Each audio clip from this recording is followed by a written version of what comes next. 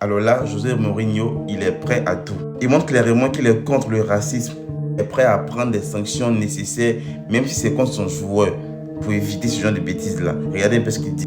José Mourinho, je vous dis de lire la Déclaration des droits de l'homme et je répudie toute discrimination ou tout préjugé. Je vous préviens également que si vous prouvez que mon joueur n'a pas respecté ces principes qui sont les miens et ceux du Benfica, la carrière de ce joueur avec l'entraîneur Mourinho et le Benfica prendra fin.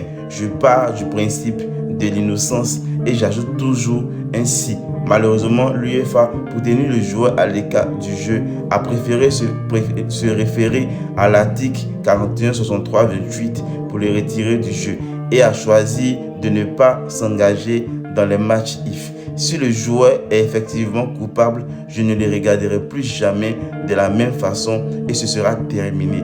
Mais je dois prendre en compte de nombreuses incertitudes.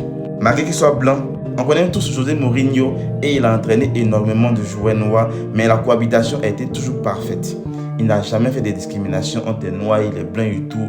Et là, dans sa déclaration, ça se voit. Il réunit ça. Et si même le joueur, si le joueur il est coupable, il est prêt à le chasser de Benfica, à ne plus l'entraîner. Et le joueur là, je pense que si ce n'est pas dans un pays ou dans un club qui accepte ça, où tous sont blancs, il n'y a pas de souci. Sinon, normalement, en Europe, je pense qu'assez de clubs vont le refuser. Ils vont le refuser si jamais il est coupable. Parce que Vinicius Junior, il subit assez de chants, assez de mots racistes. Et lui, à chaque fois, il se plaint, à chaque fois, il est touché. On voit plusieurs Noirs, ils se font insulter à l'image de l'ami Yamal, etc. Mais ils ne réagissent pas. Mais à chaque fois que c'est Vinicius, il va réagir, il va faire tapage et tout, comme si c'était lui seul. Mais là, bon, franchement, il a raison. Parce que bon, tu n'as pas joué et puis toujours, ils vont regarder ta couleur de peau, te confondre à un singe. C'est pas normal en fait.